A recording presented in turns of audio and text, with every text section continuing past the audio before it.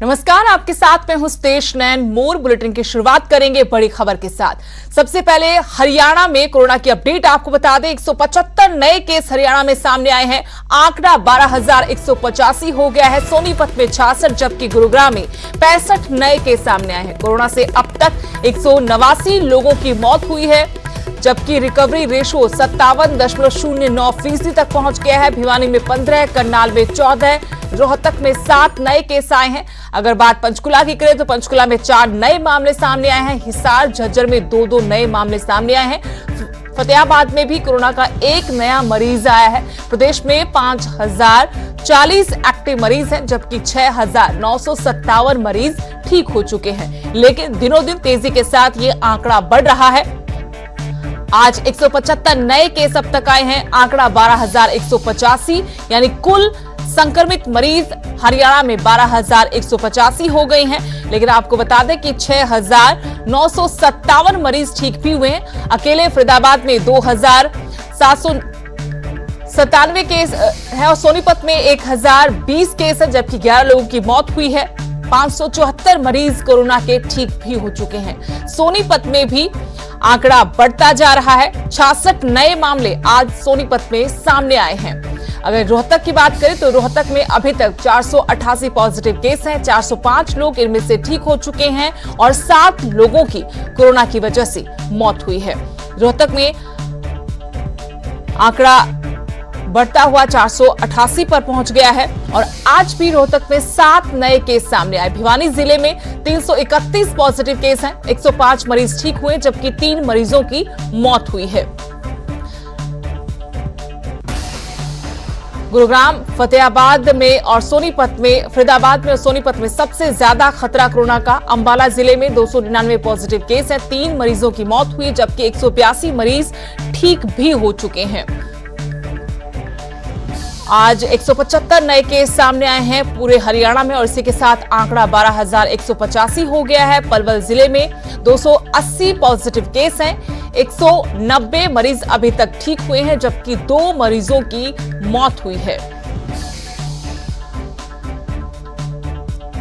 हरियाणा में कोरोना का कहर लगातार जारी है। आंकड़ा अब कुल संक्रमित मरीजों का 12,000 के पार हो गया है। 12,185 मरीज अब तक हरियाणा में। करनाल से बड़ी खबर। करनाल में कोरोना से चौथी मौत हो गई है। 67 साल के बुजुर्ग की मौत हुई है। कल्पना चावला मेडिकल अस्पताल में ये भर्ती थे। मौत के बाद उनकी कोरोना की रिपोर्ट पॉजिटिव आई है। हरियाणा में अब तक 189 लोगों की मौत हो चुकी है और ये जो बड़ी खबर आपको बता रहे करनाल से, जहां पर 67 साल के बुजुर्ग की मौत हुई है। कल्पना चावला मेडिकल अस्पताल में इनको भर्ती कराया गया था। मौत के बाद उनकी रिपोर्ट पॉजिटिव आई है। हरियाणा में अब तक 189 लोगों की मौत हुई है जबकि आंकड़ा 12,000 के पार हो गया है। करनाल में ये चौथी मौत है। 67 साल के बुजुर्ग की मौत हुई है। कल्पना चावला मेडिकल अस्पताल में उनको भर्ती कराया गया था। उनकी मौत के बाद उनकी कोरोना की रिपोर्ट पॉजिटिव पाई गई है। हरियाणा में अब तक 189 लोगों की जान गई है।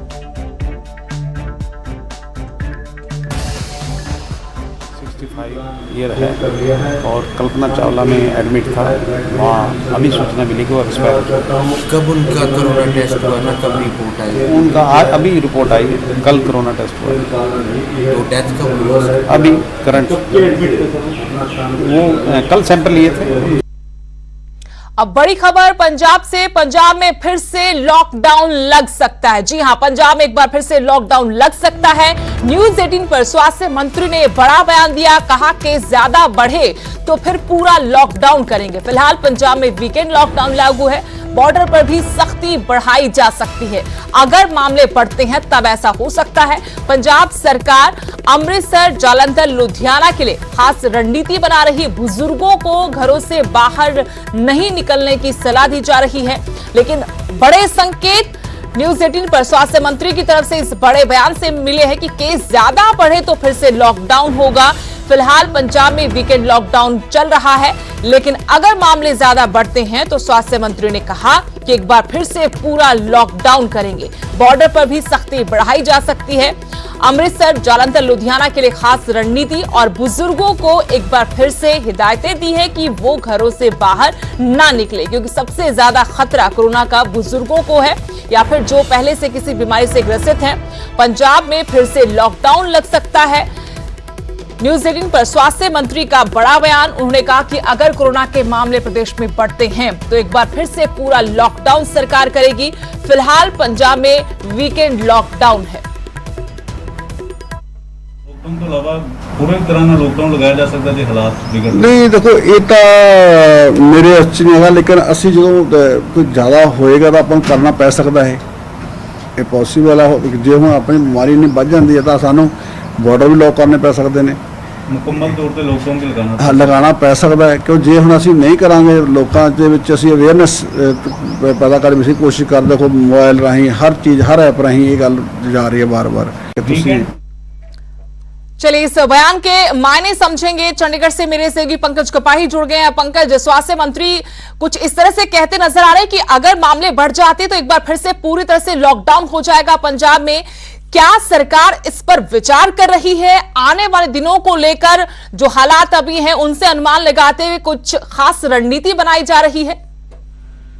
बिल्कुल, क्योंकि लगातार सरकार के पास जो सर्वे निकलकर सामने आ रहा है, जो रिपोर्ट निकलकर सामने आ रही है, उसमें ये है कि अगस्त तक कोरोना जो है वो पंजाब में पीक पर होगा, ज्यादा से ज्यादा केसेस पहुंचेंगे और इसलिए पंजाब सरकार जो है वो लोगों से अपील कर रही है कि अगर जरूरत है तभी घरों से लोग बाहर निकले, अन्यथा घर पर ही मौजूद रहें। क्योंकि पिछले दिनों में हमने तस्वीरें देखी, चाहे पटियाला की हो, चाहे संगरूर की हो, चाहे जालंधर की हो, चाहे अमृतसर की हो, केसेस लगातार बढ़ रहे हैं और इसको लेकर 2-3 प्लान जो है वो सरकार इस समय कर रही है। एक तो जिन शहरों में ज्यादा से ज्यादा केस आ रहे हैं वहां पर बाकायदा तौर पर डॉक्टरों की टीमें जो है वो बढ़ाई जा रही है, स्क्रीनिंग जो है वो बढ़ाई जा रही है और वहां पर कुछ सख्ती भी सरकार की तरफ से की जाएगी। तो दूसरा सरकार का प्लान ये है कि दिल्ली से बहुत सारे लोग जो हैं वो पंजाब आ रहे हैं, उसकी वजह से भी सरकार को लग रहा है कि पंजाब में केसेस बढ़ रहे हैं। और तीसरा, जो स्वास्थ्य मंत्री ने बड़ा बयान न्यूज 18 पर दिया, उन्होंने कहा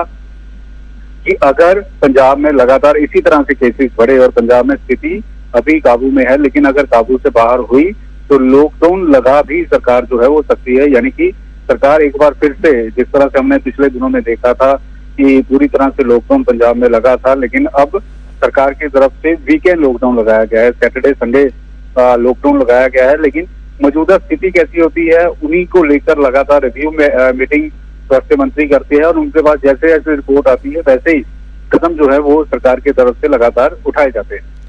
शुक्रिया पंकज जानकारी के। तो स्वास्थ्य मंत्री पंजाब के, जिनकी तरफ से कहा गया कि अगर हालात बिगड़ते हैं या केस ज्यादा होते हैं तब सरकार फैसला ले सकती है एक बार फिर से पूरी तरह लॉकडाउन करने का, लेकिन सरकार ने खास रणनीति बनाई है। सबसे पहले तो कुछ जो मुख्य शहर हैं जहां पर ज्यादा मामले सामने आ रहे हैं वहां के लिए रणनीति है कि वहां डॉक्टर्स की तादाद बढ़ा दी है, टेस्टिंग ज्यादा कर दी है और दिल्ली को लेकर भी बड़ा फैसला हो सकता है, जो बॉर्डर है उनको लेकर बड़ा फैसला हो सकता है। लेकिन उसके बाद भी अगर हालात काबू में नहीं आते, जैसा कि सरकार मानकर चले कि अगस्त में कोरोना अपने पीक पर होगा पंजाब में, तो फिर एक ही विकल्प सरकार के सामने बचता है, पूरी तरह लॉकडाउन करने का।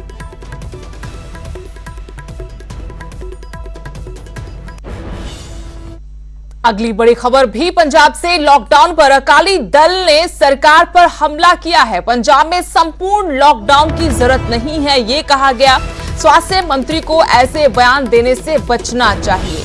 ऐसे बयानों से लोगों में घबराहट बढ़ती है, ये कहा गया अकाली दल की तरफ से। आपको बता दें कि स्वास्थ्य मंत्री ने न्यूज 18 से खास बातचीत में बड़ा बयान दिया था लॉकडाउन को लेकर और इस पर अब अकाली दल की तरफ से प्रतिक्रिया आई है और कहा कि पंजाब में संपूर्ण लॉकडाउन की जरूरत नहीं है और स्वास्थ्य मंत्री को भी इस तरह की बयानबाजी से बचना चाहिए, क्योंकि ऐसी बयानबाजी जब सरकार के नुमाइंदे करेंगे तो लोगों में घबराहट होगी।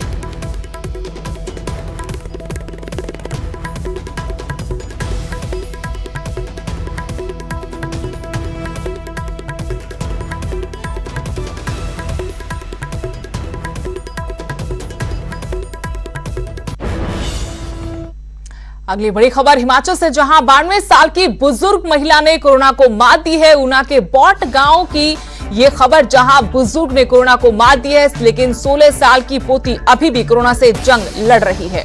ऊना में कोरोना के 3 नए मामले सामने आए हैं। जिले में अब तक 99 केस, जबकि 70 लोग पूरी तरह ठीक हो चुके हैं, लेकिन कोरोना को मात दी है 92 साल के बुजुर्ग ने। ऊना के बौट गांव की बुजुर्ग ने कोरोना की जंग जीत ली है। अभी 16 साल की पोती इस बुजुर्ग की जो संक्रमित है, उसकी जंग कोरोना के खिलाफ अभी जारी है, लेकिन 92 साल की बुजुर्ग महिला ने कोरोना को मात देकर मिसाल कायम की है। जिले में अब तक 99 केस सामने आए हैं, जबकि 70 लोग ठीक होकर घर भी लौट चुके हैं। 11 जो फॉलोअप केसेस थे वो रिकवर हुए हैं खड से, और उनमें हमारी एक ओल्ड लेडी थी, 92 years old lady, Bangana block से थी, और उनको हमने होम क्वारंटाइन किया हुआ था, होम आइसोलेशन पे रखा था, क्योंकि उनकी एज बहुत ज़्यादा थी और उनके खड में थोड़ा उनको रखना मुश्किल था। उनकी टीम हमारी डेली उनकी ऑक्सीजन सेचुरेशन चेक करते थे और बाकी चीज़ें भी। तो वो लेडी रिकवर हुई है 92 साल की, वो हमारे लिए एक बहुत बड़ी अचीवमेंट है। एक और बड़ी खबर, सीबीएसई की 10वीं और 12वीं की परीक्षाएं रद्द हो गई हैं। आईसीएसई बोर्ड ने भी 10वीं 12वीं की परीक्षाएं रद्द कर दी हैं। सुप्रीम कोर्ट में केंद्र सरकार ने इस बारे में जानकारी दी। 1 से 15 जुलाई तक जो परीक्षाएं होनी थी वो रद्द हो गई है। सीबीएसई 12वीं के सभी छात्रों को 2 विकल्प दिए जाएंगे। इंटरनल असेसमेंट या फिर परीक्षा देने का विकल्प छात्रों के सामने होगा। आईसीएसई 12वीं के छात्रों को 2 विकल्प नहीं देगा। आईसीएसई इंटरनल असेसमेंट पर रिजल्ट बनाएगा। सुप्रीम कोर्ट में कल एक बार फिर से अहम सुनवाई होगी, क्योंकि लाखों छात्रों का भविष्य इस सुनवाई पर टिका हुआ है। लेकिन आज की ये बड़ी खबर आपको जरूर बता दें कि सीबीएसई की 10वीं और 12वीं की परीक्षाएं रद्द हो गई हैं। 1 से 15 जुलाई तक ये परीक्षाएं होनी थी। सुप्रीम कोर्ट में केंद्र सरकार ने इस बारे में जानकारी दी है। आईसीएसई बोर्ड ने भी 10वीं और 12वीं की परीक्षाएं रद्द कर दी हैं। सीबीएसई 12वीं के सभी छात्रों को 2 विकल्प देंगे, लेकिन आईसीएसई बोर्ड ने ऐसा कोई विकल्प देने से इनकार किया है। इस बारे में और जानकारी लेंगे। दिल्ली से मेरे सहयोगी सुशील पांडे जुड़ गए फोन लाइन। सुशील, सबकी नजरें सुप्रीम कोर्ट पर थी, क्योंकि लाखों छात्रों का भविष्य टिका हुआ है। आज जिस तरीके से परीक्षाएं रद्द होने की खबर आई, क्या कुछ और जानकारी है? किस तरह से विकल्प दिए जाएंगे, और इस बारे में सरकार ने क्या पक्ष रखा सुप्रीम कोर्ट में? देखिए सुदेश, साफ तौर से सुप्रीम कोर्ट में कुछ पेरेंट्स ने याचिका दाखिल करके ये कहा था कि 1 जुलाई से और 15 जुलाई तक जो सीबीएसई परीक्षा को निर्धारित करना चाहता है, उसमें कोविड को देखते हुए उन्होंने हाइजीन की व्यवस्था को लेकर उन्होंने क्या कुछ कदम उठाए हैं, इसके बारे में जानकारी नहीं थी। इसीलिए सुप्रीम कोर्ट कुछ पेरेंट्स आए थे। हालांकि आज सुप्रीम कोर्ट में केंद्र सरकार की तरफ से सॉलिसिटर जनरल तुषार मेहता, जो सीबीएसई का पक्ष रख रहे थे, उन्होंने कहा कि 1 से 15 जुलाई तक जो परीक्षाएं होनी थी उस पर फैसला लिया गया है कि इन परीक्षाओं को रद्द किया जाएगा, और इन तमाम छात्रों के लिए असेसमेंट के आधार पर उनको मार्क्स देने के विचार की भी बात कही, लेकिन इसके लिए छात्रों से जानकारी लेने की बात कही गई है। सीबीएसई की तरफ से सुप्रीम कोर्ट ने यह कहा है कि उनको विकल्प दिया जाए कि अगर छात्र जो 3 असेसमेंट है, जो 3 असेसमेंट के एग्जाम है, उस आधार पर मार्क्स लेना चाहते हैं, या फिर जब माहौल थोड़ा सा अच्छा हो जाए तब वो परीक्षा देकर मार्क्स लेना चाहते हैं, इसके लिए कल एक अधिसूचना जारी करनी होगी सीबीएसई को, और ये बताना होगा, तमाम राज्यों के साथ सीबीएसई को बातचीत करना होगा, और ये विकल्प तमाम छात्रों को देना होगा। छात्र के ऊपर ये डिपेंड करेगा कि ये छात्र ऐसे माहौल में किस प्रकार से मार्क्स चाहते हैं। हालांकि इस पूरे मामले में साफ तौर से यही कहा गया है कि छात्रों के स्वास्थ्य से किसी भी प्रकार से समझौता नहीं किया जा सकता है, और इसीलिए सीबीएसई ने फिलहाल परीक्षा को रद्द किया है। 10वीं की परीक्षा को पूरी तरीके से रद्द कर दिया गया है, लेकिन जो 12वीं की बची हुई परीक्षा थी उसको फिलहाल जब तक माहौल ठीक नहीं होता है तब तक रद्द करने का विचार किया गया है।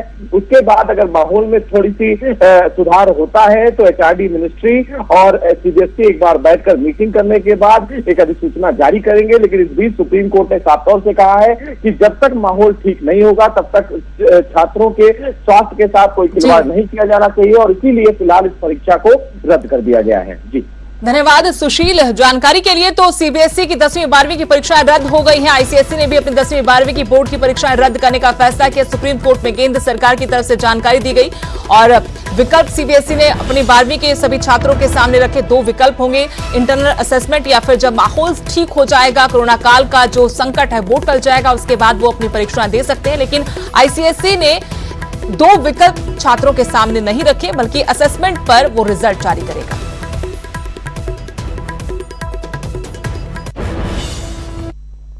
खबरों में आगे बढ़ते हैं। करनाल में मुख्यमंत्री मनोहर लाल ने जनता दरबार लगाकर 100 शिकायतों का समाधान किया। वहीं एक अधिकारी और एक क्लर्क को जनता दरबार के दौरान मुख्यमंत्री ने सस्पेंड कर दिया। कोरोना से बचने के लिए सीएम ने लोगों को सोशल डिस्टेंसिंग का भी पाठ पढ़ाया। वहीं जनता दरबार में जब लोगों की तरफ से डीसी और एसपी की तारीफ के पुल बांधे जा रहे थे, तब मुख्यमंत्री ने भी मजाक में पूछ लिया कि मैं कैसा आदमी हूं। तो एक शख्स ने मुख्यमंत्री को भीष्म पितामह का दर्जा दिया। उसके बाद पूरा ऑडिटोरियम ठहाकों से गूंज उठा। कोरोना में हमको पता है लगातार 3 महीने जो एक प्रकार के जो काम करने का तरीका वो सब बदला है, और सोशल डिस्टेंसिंग को ध्यान में रखते हुए प्राय सभी राजनीतिक जो नेता हैं उनको हमने भी अपील की, और उन्होंने अपने आप भी उन चीज़ों को पालन किया, और क्षेत्र में सीधे प्रत्यक्ष न घूम करके सारे हमारे जो कार्यक्रम हैं वो चाहे वीडियो कॉन्फ्रेंस से, चाहे जूम से, चाहे टेलीफोन से, पत्र व्यवहार से, ये सब चले। लेकिन अब थोड़ा थोड़ा जो कार्यक्रम है वो सबका बनने लग गया है। पंजाब के तरनतारन से बड़ी खबर, जहां 5 लोगों की हत्या कर दी गई। परिवार के 7 नामी नशा तस्कर का ये परिवार बताया गया है, जहां इतने लोगों को बेरहमी से मौत के घाट उतारा गया। तस्कर ब्रजलाल और उसके बेटे की हत्या हुई है। 2 बहुएं और नौकर को भी मौत के घाट उतार दिया गया। रात के वक्त तेजधार हथियारों के साथ कत्ल की इस वारदात को अंजाम दिया गया है। आरोपियों ने 2 मासूमों को हालांकि सुरक्षित छोड़ दिया। जमानत पर बाहर था ये नशा तस्कर ब्रजलाल, जिसे उसके परिवार के साथ मौत के घाट उतारा गया। तरनतारन की ये वारदात, जहां 5 लोगों की हत्या से सनसनी फैल गई। जानकारी ये मिली है कि ये नशा तस्कर था जो जमानत पर बाहर था। ब्रजलाल, उसके परिवार के साथ ये अनहोनी हुई है। 2 बहुएं और नौकर को भी मौत के घाट उतारा, जबकि ब्रजलाल उसके बेटे को भी मारा गया है। आरोपियों ने घर के 2 मासूमों को सुरक्षित छोड़ दिया। एरिया ਦੇ ਵਿੱਚ ਬ੍ਰਿਜਲਾਲ ਪਰਿਵਾਰ ਹੈ ਜਿਨ੍ਹਾਂ ਦੇ ਮਰਡਰ ਹੋਇਆ। ਇਹ 5 ਜਿਹੜੇ ਪਰਿਵਾਰ ਦੇ ਜੀਵ ਜਿਹਦਾ ਮਰਡਰ ਹੋਇਆ, ਬੜੇ ਮਾੜਾ ਹੋਇਆ। ਇਹ ਸਾਰਾ ਪਰਿਵਾਰ ਜਿਹੜਾ ਹੈਗਾ ਨਸ਼ੇ ਦੇ ਕਾਰੋਬਾਰ ਦੇ ਵਿੱਚ ਇਨਵੋਲਵ ਸੀਗਾ। ਕਾਫੀ ਪਰਚੇ ਇਹਨਾਂ ਤੇ ਦਰਜ ਸੀਗੇ, ਤੇ ਜਲਦੀ ਅਸੀਂ ਇਹਨਾਂ ਨੂੰ ਟ੍ਰੇਸ ਕਰਕੇ ਤੁਹਾਨੂੰ ਇਹਨਾਂ ਸਹੀ ਦੋਸ਼ੀ ਸਾਹਮਣੇ ਲਾਵਾਂਗੇ। खबर हरियाणा से। हरियाणा में नए अध्यक्ष को लेकर बीजेपी में हलचलें तेज हो गई हैं। सीएम मनोहर लाल ने दिल्ली में पार्टी के दिग्गज नेताओं के साथ इस बारे में चर्चा की। पूर्व केंद्रीय मंत्री चौधरी बीरेंद्र सिंह ने तो मुख्यमंत्री को अपनी पसंद तक बता दी है। हरियाणा बीजेपी में हलचल, क्या सुभाष बराला की होगी छुट्टी? तो कौन होगा नया अध्यक्ष? कोरोना संकट के बीच हरियाणा बीजेपी में हलचल तेज हो गई है। पूर्व केंद्रीय मंत्री चौधरी बीरेंद्र सिंह की माने तो जल्द ही हरियाणा बीजेपी के नए अध्यक्ष का ऐलान हो जाएगा। दिल्ली में सीएम मनोहर लाल से मुलाकात के बाद चौधरी बीरेंद्र सिंह ने तो नए प्रदेश अध्यक्ष को लेकर अपनी पसंद भी बता दी। मुख्यमंत्री जी को भी इस बात का मेरे ख्याल में मैं समझता हूं कि वो भी ये चाहेंगे कि एक मजबूत अध्यक्ष बने, तो उनकी जो परेशानियां हैं वो भी आधी हो जाएंगी। लेकिन राष्ट्रीय नेतृत्व है, फिर मुख्यमंत्री जी भी बात करेंगे। और देखो, अब मुझे एक बात मैं ज़रूर कहूँगा कि अब जल्दी ही होने वाला है। 1-2 दिन में? 1-2 दिन नहीं तो 5-7 दिन में। चौधरी बीरेंद्र सिंह ने तो खुलकर नए प्रदेश अध्यक्ष की वकालत की है। उन्होंने कहा कि हरियाणा में एक मजबूत आधार वाला प्रदेश अध्यक्ष चाहिए। तो ऐसे में सवाल उठता है कि क्या सुभाष बराला की अध्यक्ष पद से छुट्टी हो जाएगी? कि अध्यक्ष का अपना एक स्टेचर हो, एक स्टेटस हो, ताकि जो पार्टी का कार्यकर्ता है उसका विश्वास अध्यक्ष के प्रति इतना हो कि वो अध्यक्ष की हर कार्रवाई को पार्टी हित में, प्रदेश के हित में समझे। पिछले साल विधानसभा चुनाव में टोहाना सीट से सुभाष बराला को हार का सामना करना पड़ा था। और तभी से ये कयास लगाए जा रहे थे कि प्रदेश अध्यक्ष से उनकी छुट्टी हो सकती है। फिलहाल गेंद पार्टी आलाकमान के पास है और देखना होगा कि सुभाष बराला पर पार्टी भरोसा जताती है या फिर किसी और को कमान मिलती है। दिल्ली से पंकज कपाही, न्यूज़ 18। इस न्यूज हेडलाइंस के प्रायोजक प्रीत, Bharat the number 1 combine harvester ਅਤੇ ट्रैक्टर निर्माता कंपनी।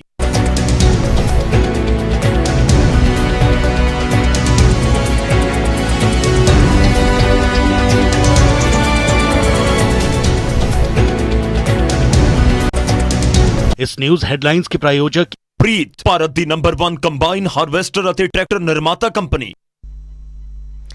लॉकडाउन के दौरान हिमाचल में शराब की तस्करी होने से बीजेपी नेताओं ने अपनी सरकार को घेरना शुरू कर दिया है। बीजेपी सांसद किशन कपूर ने मामला उठाया तो पार्टी के दूसरे नेता भी इसमें कूद पड़े हैं। कुल मिलाकर सरकार पर कार्रवाई का दबाव बढ़ता जा रहा है, लेकिन सवाल उठता है कि आखिर कौन है वो सफेदपोश जो शराब माफिया को शह दे रहा है।